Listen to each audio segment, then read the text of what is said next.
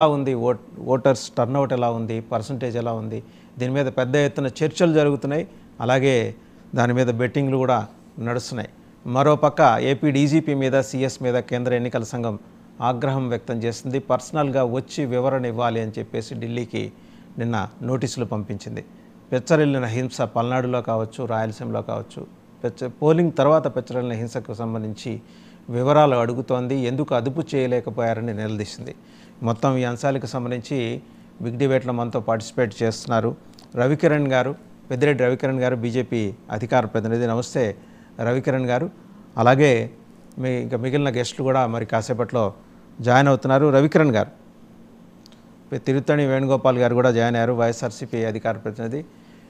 రవికిరణ్ గారు, సహజంగానే ఉభయ గోదావరి జిల్లాలు రాష్ట్రం ఉమ్మడిగా ఉన్నప్పుడు కానీ, అలాగే రాష్ట్రం విడిపోయిన తర్వాత కానీ ఉభయ గోదావరి జిల్లాల ఫలితాలే రాష్ట్రంలో అధికారం ఎవరు చేపట్టబోతున్నారు అనేది నిర్దేశించే వ్యవహారంగా మనం చూస్తూ వస్తున్నాం.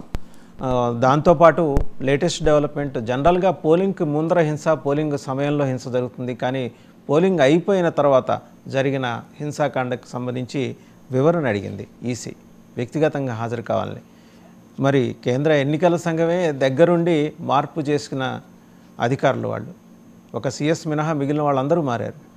మరి ఎన్నికల సంఘమే ఎక్కడైనా వారిని ఎంపిక చేసుకోవడంలో తప్పుటడుగు వేసిందా? వారి సమర్థత విషయంలో ఏమన్నా అనుమానాలు ఉన్నాయా ఎన్నికల సంఘానికి? వాసుదేవన్ గారు, ముందుగా మీకు తోటి ప్యానలిస్ట్కి, 9 టీవీ వీక్షకులందరికీ శుభోదయం అండి. వినపడుతుంది సార్? వినిపిస్తోందండి. ఓకే. మొదటిది గోదావరి జిల్లాల అంశము. ఓకే, ఇప్పుడు మనం పోలింగ్ పూర్తయిపోయింది. 81.86% రికార్డ్ స్థాయిలో పోలింగ్ పర్సంటేజ్ రికార్డ్ అయింది. ఎవరికి ఓటేశారో అన్నది ఎవరికి తెలియదు. అన్ని ఈవీఎం బాక్స్ లో ఉన్నాయి. ఎవరు ఏమి మాట్లాడినా ఊహాగానాలే. అక్కడ వాళ్ళు చెప్పిన మాటలు, ఇక్కడ వాళ్ళు చెప్పిన మాటలు విని ఓకే రాజకీయ పార్టీలుగా మా కాన్ఫిడెన్స్ మాకు ఉంటుంది. ఏ పార్టీ ఆ పార్టీ గెలుస్తూ ఉంటాం. అయితే జనరల్ పబ్లిక్ అయితే మాత్రం ఎవరు నోరు ఇప్పట్లేదు. ఎందుకంటే రాష్ట్రంలో ఒక హీటెడ్ వాతావరణంలో, ఒక ఘర్షణపూరి వాతావరణంలో గత 2-3 సంవత్సరాలుగా దాడులు జరగటం, ముఖ్యమంత్రి మీద కావచ్చు, ప్రతిపక్ష నాయకుడి మీద కావచ్చు, లేకపోతే పార్టీ కార్యాలయాల మీద కావచ్చు, లేకపోతే సోషల్ మీడియా దాడులు, ఈ సోషల్ మీడియాలకి సూసైడ్ చేసుకునే సమస్యలు, ఎన్ని కారణాల దృష్ట్యా జనరల్ పబ్లిక్ అయితే ఎవరు మాట్లాడట్లేదు, గుమ్మనంగా ఉన్నారు. సో ఎవరేం చెప్పినా సరే అవి ఊహాగానాలే కానీ దాన్ని నిక్కచ్చిగా మనం ఇలా వీళ్ళు గెలవబోతున్నారు, అలా వెళ్ళబోతున్నారు అని మనం చెప్పే పరిస్థితి అయితే లేదు.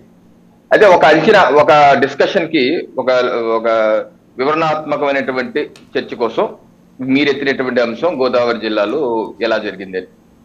గోదావరి జిల్లాలో ఉన్నటువంటి 5 పార్లమెంట్లో 2000 యావరేజ్ తీసుకుంటే 2019లో కాకినాడ, రాజమండ్రి, అమలాపురం, నరసాపురం, ఏలూరు, ఈ 5 పార్లమెంట్లు కలిపి 81.39% 2019. ఇప్పుడు 2024లో 82.27, అంటే దగ్గర 0.9% పెరిగింది ఓవరాల్ గా 5 పార్లమెంట్లు చూసుకుంటే. అయితే 2014లో 2009లో కూడా చూసుకుంటే, 2009లో మీరు చూసుకుంటే తెలుగుదేశం పార్టీకి ఉమ్మడి గోదావరి జిల్లాలో మొత్తం 34 స్థానాలు ఉన్నాయి. వాసుదేవన్ గారు, 34 స్థానాల్లో తెలుగుదేశం పార్టీకి వచ్చింది 9 స్థానాలు, 9 స్థానాలు మాత్రమే. అయితే 2014కు వచ్చేసరికి అటు పవన్ కళ్యాణ్ గారు, జనసేన గారి మద్దతు, పోటీ అయితే చేయలేదు, మద్దతు ఇచ్చారు. భారతీయ జనతా పార్టీ కలిసి వచ్చాం, మేము పోటీ అయితే చేసాం. సో దానిలో 34లో గెలుచుకుంది 29 గెలుచుకున్నాం. 29, 5 మాత్రమే వైసీపీ పార్టీ గెలుచుకుంది. ఉమ్మడి పశ్చిమ గోదావరి జిల్లాలో అయితే వైసీపీ పార్టీకి 0 వచ్చింది. ఉమ్మడి తూర్పు గోదావరి జిల్లాలో మాత్రమే 5 స్థానాలు వచ్చాయి. సో ఆ 29 చంద్రబాబు నాయుడు గారి ప్రభుత్వం ఏర్పాటుకి కీలకం అయ్యింది మాట వాస్తవం. అయితే 2019కి వచ్చేసరికి ఆ 29 కాస్త 6 గెలిపోయింది. తెలుగుదేశం పార్టీ 6, జనసేన 1. సో ఆ 6 ఓటు కలుపుకుంటే 7 అనుకుంటే, ఒక 2009లో 9, 29, 7. ఇప్పుడు ఎలా కాబోతుంది? ఇప్పుడు మళ్ళీ ఆ 29కి వెళ్ళబోతున్నామా? 29 అంటే 85% స్ట్రైక్ రేట్, 34లో 29 అంటే 85% స్ట్రైక్ రేట్. ఆ స్థాయికి వెళ్తే ఏ రకంగా ఉంటది? ఒకవేళ వెళ్ళినా సరే దీనికి చాలా కీలకమైనటువంటి ఇంకో ప్రాంతం ఉంది, ఒక డిసైడింగ్. ఇప్పుడు నేనైతే వ్యక్తిగతంగా గోదావరి జిల్లాల కన్నా డిసైడింగ్ ఫ్యాక్టర్ రాయలసీమ, ఉమ్మడి 4 జిల్లాల డిసైడింగ్ ఫ్యాక్టర్ నేనైతే అనుకుంటున్నా. రైట్. ఇది కడప, ఒక అంటే కర్నూలు, అనంతపురం, ఒక చిత్తూరు. సేలియంట్ అబ్జర్వేషన్, ఎందుకంటే ఇప్పటిదాకా వస్తున్న దానికి భిన్నమైన అబ్జర్వేషన్ మీది, చెప్పండి సార్. అవును. నా వ్యక్తిగత డిస్కషన్ పాయింట్ ఏంటంటే, రాయలసీమ జిల్లాల్లో ఉన్నటువంటి ఆ 4 ఉమ్మడి జిల్లాల్లో కలిపి 52 స్థానాలు ఉన్నాయి. 52 స్థానాలు తెలుగుదేశం పార్టీ 2019లో గెలిచింది కేవలం 3 మాత్రమే. 49 స్ట్రైక్ రేట్ చూడండి, 90 అబోవ్. 49 వైసీపీ కొట్టేసింది. అలాగే దానిలో గెలిచింది కేవలం 3, మన చంద్రబాబు నాయుడు గారు, పయ్యాల కేశవ్ గారు, బాలకృష్ణ గారు. అలాగే 2014 చూసుకుంటే తెలుగుదేశం పార్టీ గెలిచింది 22. 22లో ఎక్కువ స్థానాలు గెలుచుకుంది అనంతపురం ఉమ్మడి జిల్లాలో 12 స్థానాలు గెలుచుకున్నారు. కడప జిల్లాలో, ఉమ్మడి కడప జిల్లాలో ఒకే ఒకటి తెలుగుదేశం.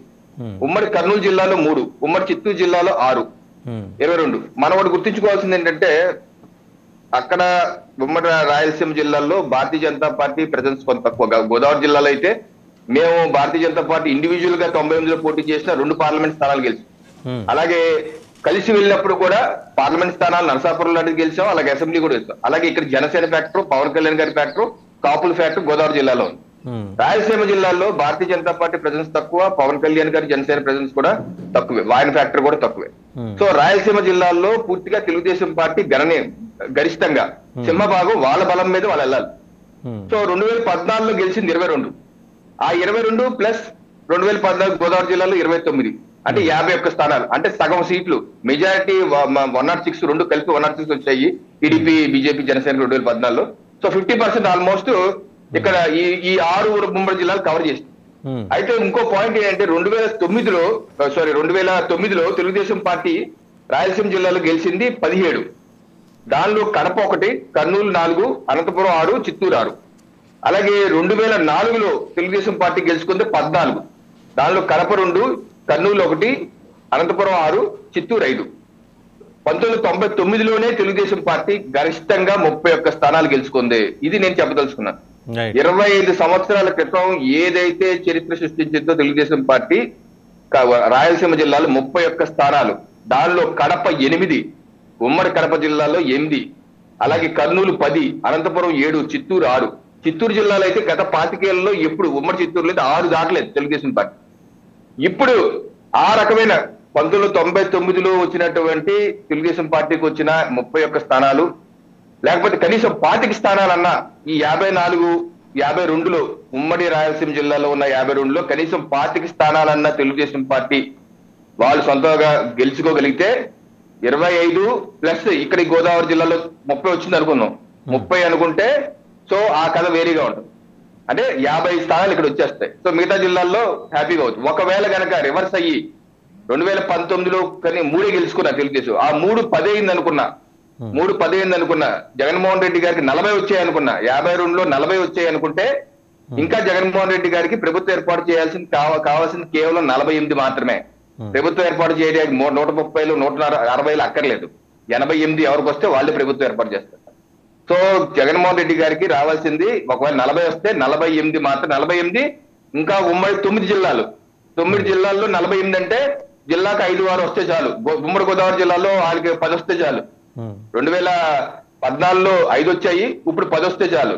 సో అలాగా ఒకవేళ కనుక రాయలసీమ జిల్లాలో టీడీపీ బాగా పుంజుకుని ఉమ్మడి కడప జిల్లాలో కూడా అప్పుడు ఎప్పుడు ఒకటి స్కోర్ చేస్తుంది. కనీసం ఒక 6-7 స్థానాలు తెలుగుదేశం పార్టీ అక్కడ తెచ్చుకొని ఒక 20 దాటి 25కి వెళ్తే మాత్రం తప్పనిసరిగా ప్రభుత్వం ఏర్పాటు చేసి తీసుకెళ్తే, జగన్మోహన్ రెడ్డి గారి మాత్రం 35-40, ఆయన 40 అటు ఇటుగా వస్తే మాత్రం ఇది కొంచెం కష్టమైన పరిస్థితి. ఇది ఒక అనాలిసిస్, తప్పవచ్చు రైట్ అవ్వచ్చు.